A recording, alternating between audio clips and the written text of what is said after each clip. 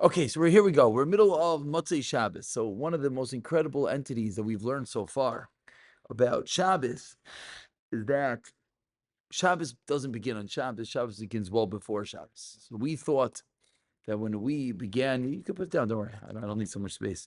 We thought that when we began, a shir on Tuesday night, we thought, oh, we're chapping Shabbos, Yom Revi, start Shabbos, and that is gewaldic. But what we learned last week is that the first parak of the Sefer, parak Aleph, is Motzei Shabbos. And what he taught us last week, and this will just bring us into things, is that Motzei Shabbos notoriously, we're actually in the last little paragraph and then the parak Aleph. Motzei Shabbos notoriously, one has a downer feeling. And he explained to us that actually, if someone has a better Shabbos, he's going to have a worse Motzei Shabbos. Why? If your Shabbos was nothing, then okay, Shabbos ends. And then you go back to your nothing work week. But if you actually had a spiritual Shabbos, you actually connected on Shabbos, then what's going to happen during the week? You're going to crash because you're going to go from that high to a low. And last week, what he taught us is that any time you're going in life from a high to a low, in life, you're going from a spiritual to a physical, realize it's a test. And the line that he taught us was that you have to be like a soldier going out to battle. That what is the moment to prove yourself? At that moment, you could train all you want, but when you go into the battlefield, that's the moment to show your strength. So he taught us that that moment that you're going from Ruchni, from Shabbos, into Gashmi, into the work week, and really, we explained it's not just from Shabbos to work week. It's any time you're going from a place of spiritual to a place of physical, which could be a place of Nisayan. It could be a person has a good davening, a person learns well, and he closes the safe and he leaves the base medrash. At that moment, there might be a feeling of a low setting and like, oi. So usually what we do is we wallow in our misery and then we just embrace the low and then we just like sort of like, flush away the ruchni. What he's teaching us is if we recognize that at that moment, the avoida is that, of course, you're going to feel that way. Of course, because there's a clash going on. You're living with HaKadosh Baruch Hu. You're feeling ruchnius at everyone at their level. And then you're going from there to a place of physical. So, of course, you're going to have that clash. If you recognize that, you embrace it, and you say, okay, I'm the soldier going out to battle, then you're able to counteract the darkness. The last bit that we have to remind ourselves is he said that we have to realize that anytime there's a feeling of darkness, we think darkness means distance. It's a terrible mistake. We think that when one doesn't feel Hashem, when one doesn't feel Ruchnius, what does that mean? That means there's no Ruchnius. That means there's no Hashem. When we think, what does a Motzei Shabbos mean? What does a Tuesday morning mean? Oh, it's the middle of the week. We think it means that we're very distant from HaKadosh Baruch. He explained to us that's a terrible fallacy. You're never distant. Hashem is the same closeness to you at every single moment of the day. It just, now you're in a physical existence. Now you're in a dark existence. Now you're in the middle of a nisaya. Now you're in the middle of a difficult place, whether it's health, whether it's money, whether it's other challenges. So in the moment of challenge, the lights go off. But when the lights go off, does that mean I'm not sitting next to you? Of course I'm sitting next to you. So if we recognize these two entities, we recognize that, of course, HaKadosh Baruch Hu is still right next to us. Of course, he's still as close to us as we felt him moments prior. Just right now, there's darkness. We realize that the avodah right now is to counteract that darkness by trying to work. Then we can go into the week. And then what happens is instead of having a Shabbos down during the week and then have to sort of climb back up, which is what we thought we're doing on a Tuesday, what happens is Shabbos connects you to the next Shabbos via Motzei Shabbos. Let's just start the last paragraph over here. It says Ulamaisa at the very end of paragraph. Don't be in wonderment from the feelings. Get ready to work. Lilmoy to learn. The critical key that he taught us so many times. That how does one work in his relationship with Hashem? Talking to Hashem. V'akol mitoich hakara penimis. It all comes from this internal recognition. Shashem yisbarach imi. God is with me. Ve'etzli, and He's next to me. B'diyok, exactly k'moi b'Shabbos. There's no difference. V'chol argoshas akushi. And the fact that we feel low, the fact that we feel dark, hirak nisoyoin. It's a test. What's the test for? Lahami kasanamana shalit. To see how faithful we are, to see how much we believe in HaKadosh Baruch Hu. It's like when you lift the weights and you put on an extra weight. It's not that, oh, to break you. No, it's to show how strong you are. Vein kan hefsid or rekanis or richok. There's nothing lost. There's nothing low. There's nothing distant. Lakol ha'ar va'emes, all the light and the truth and the dvekas and the connection. Shal Shabbos, mamshicha b'yeser says. And the example we gave last week, and with this we'll go into the next chapter over here. We said in reality, what's the moments in our life that we have the greatest clarity? We view them the Ne'ilah moments. You're at Ne'ilah. It's Mamish, Hashem Alekim. The gates are closing. And for some, that one moment, that's the one moment a year that he has like I feel I'm with Hashem. If we were to realize that moment is right now. That moment is at the darkest and lowest and the most forlorn places when one feels, Hashem is with you at the same exact level. Shri Hashem the Nagdi Talmud, God is with you always. Just the lights go off. And then it gets darker and darker and darker. We give the mashal, you go to the blind museum, you go put your hand right in front of your face and your mamish can't see it. It could be literally almost touching you. So that's the darkness. But does that mean your hand's not there? Of course it's there. Does that mean HaKadosh Baruch Hu is now with you like He is at that moment of Ne'ilah? Of course He is. So that voida is just to get back to that moment, and that's really Motzai Shabbos. As the lights turn off, as we leave Shabbos, as we lose the Neshama Yisera, the avoid is to recognize that. And then he goes into the second parak, and he goes into the tefillah of Atachanantanu. What is Atachanantanu? Atachanantanu is bringing the light into the week. Tchilas avoid is Shabbos Shabbos Amir Atachanantanu Shu Avdalah Shu Tefillah Atachanantanu and davening. Vihine Bepashas Avdali Izmachos Rachus Vafrasha. What does Havdalah mean? To separate. So what do we think? Havdalah means we're separating, we're distancing from God. Says the Biyam Darkecha, absolutely not. Avol be'emes, dafka oz at that moment, oz naseh chibur otzum. At that moment of Havdalah that we think is distance, no, that's a moment to create an incredible connection between our Shabbos l'chol, between Shabbos and work week. Kitachlis inyan Havdalah. What is the purpose of Havdalah? It's not to distance. The exact opposite is to connect. Look, kachas is Shabbos to take that light, ulegalois, and to reveal that this light, amiti, it's true. And when is it true?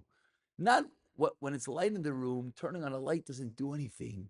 So it's not only true loirak b'Shabbos, shakom eroidim v'shoives. Oh, Shabbos is all gishmak, and Shabbos you feel ruchni. That's not where the light is for. What's the light for? The light is for afilu b'moisachol, for the week. That's the truth of God. Him says it doesn't change. Ubidiyuk. And precisely lekain tzarich lahav do we make Havdalah. Dahainu. Ladas to know shebe'emes Hashem yisbarach nimsa tamin Hashem is there always. Oisoi davar b'diyok, that exact entity. Mashenir b'inayim, like we just explained, that which appears to be me'achol za'acheres. It seems that during the week it's different. Why? Hashem takes on different forms. Hashem makes different ways of revealing Himself. Shabbos. What is Shabbos? She's Mangili Gomer. It's the time of ultimate revelation. Hashem made the week. It's a different form. The lights go off. There's concealment. Because during the week, Hashem allows the physicalities. Hashem allows the klipas. Hashem allows the darkness to cover. Avol. Is such an incredible idea we're about to learn. The hevdel, the separation, is only external. Why? Hashem Yisbarach, Hashem wants. Shikama Ifanim, there are many ways. Echadvarim Yitkalu Bechitzoini is how externally it's going to look. But that's all external, that's all flashing, that's all physical, that's all what we see on this world. Avol bepenimius. When we go internal, does it make a difference if it's a Tuesday or a Shabbos? Tamid Akol Zerak or Hashem Yisbarach. There's no difference. It's all the light of God. Bein b'Shabbos, bein b'chol. V'av sheb'chol zeh mechosei yoser. During the week, it's more covered. Ein zeh shinui b'mahos. Doesn't mean it changes. You cover something over. Little kids think you close your eyes, you can't see them. Doesn't mean you can't see them. God's still right there. You're still right behind your hands. It's just not as revealed. That he keeps on teaching us that is a terrible fallacy. It doesn't begin with the lave. We think, where does it begin from? It all begins with the lave. No, it begins with the mayach. It begins with the das. It begins with understanding. Teaches of Shamayr that if we were to be zeicha to this incredible knowledge, who mit'ala, it would elevate afilu yoiser me'ashabbos atzmai. And listen to this. The week will get even greater.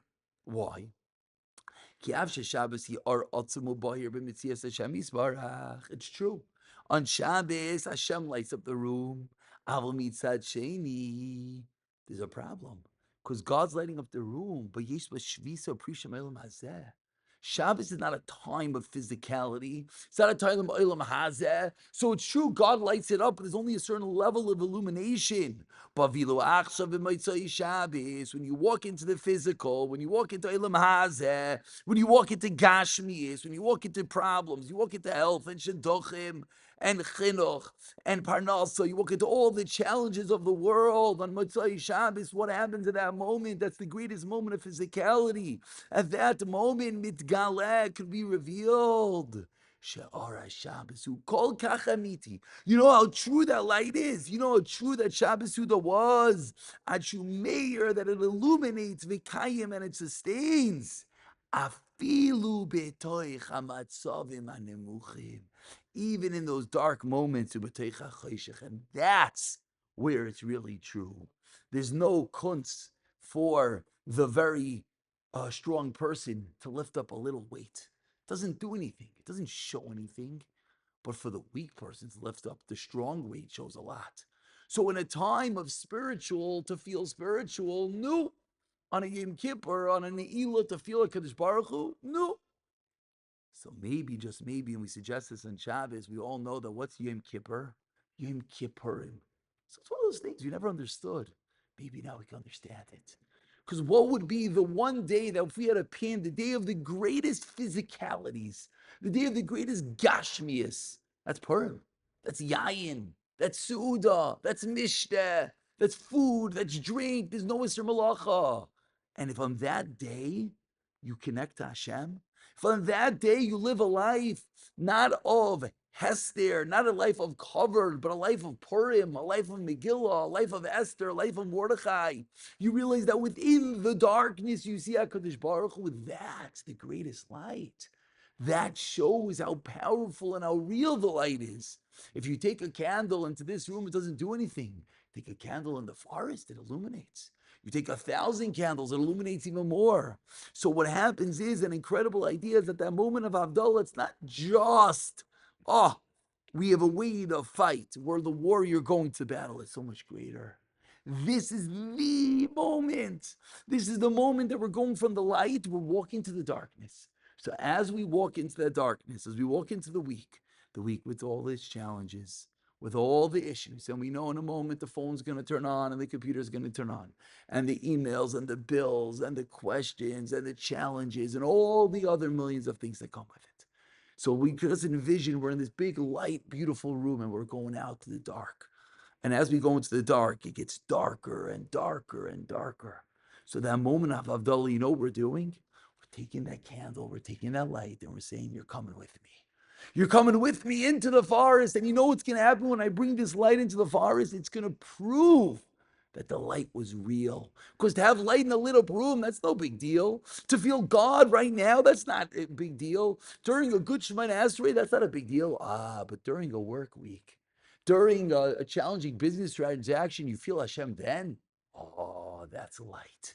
Someone has a health challenge, and during the health challenge, he realizes that Kadosh Baruch Hu is holding my hand. That's worth what? That means his relationship with God is real. It's not just, oh, on the Elah. It's not just, oh, during Shemona Esrei. It's even during the challenges. That's what Havdalah is. That's what Motzai Shabbos is. That's what we're saying when we're saying Atachanantanu, and he's going to continue. We're going to stop over here. He's going to continue to show us that the tefillah of Atachanantanu is a bakasha. We're asking HaKadosh Baruch Hu, please come with me. Don't stay behind. Don't stay just in Ruchni. Don't stay just in Shabbos.